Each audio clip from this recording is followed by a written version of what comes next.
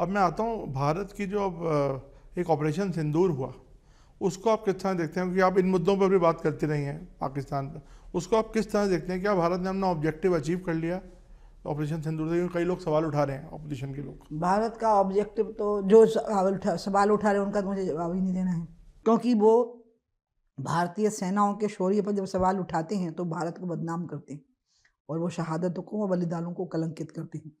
इसका मतलब है कि उन्हें राष्ट्रीय गौरव और सेना का सम्मान करना आता नहीं। ये लोग तो राजनीति के योग्य भी नहीं। लेकिन ऑब्जेक्टिव तो हमारा जो अंतिम लक्ष्य है वो तो पीओके को वापस लेना है।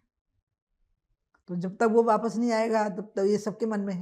ये पार्लियामेंट से प्रस्ताव पारित हुआ है, आपको पता होगा, जब संगमा साहब थे स्पीकर। उसी बात को हम भी कह रहे हैं, हम उसको लेके रहेंगे। जब पीओके लेके रहेंगे तब कहेंगे ऑब्जेक्टिव मिल गया। तो पीओके लगता है कि अंतिम लक्ष्य हमारा बेसिकली होना चाहिए। अंतिम लक्ष्य तो राजा का कभी नहीं हो सकता, शासक का, क्योंकि लक्ष्य तो बदलते हैं समय के अनुसार। लेकिन हाँ, इस पूरे विवाद का जो हल है, जो पाकिस्तान ने आतंकवाद को स्पॉन्सर किया है, इसके मुझे तो एक ही हल दिखाई देता है, नेचुरल जस्टिस। जब आतंकवाद ही पाकिस्तान को ध्वस्त कर देगा तो वो अपनी औकात में आ जाएगा। शेष जो प्रायोजित आतंकवाद हमारे देश में है, हम तो उसको जड़ से उखाड़ ही देते हैं। हम कोई ना कोई स्ट्राइक करते हैं, उनको सबक सिखा देते हैं। तो इसलिए मैंने देखा है, आतंकवाद को सपोर्ट करने वाला देश तो आत्महत्या करने वाला देश होता है। पीओके जरूर ऐसा है जिसमें पार्लियामेंट का रेजोल्यूशन है और सबकी इच्छा है।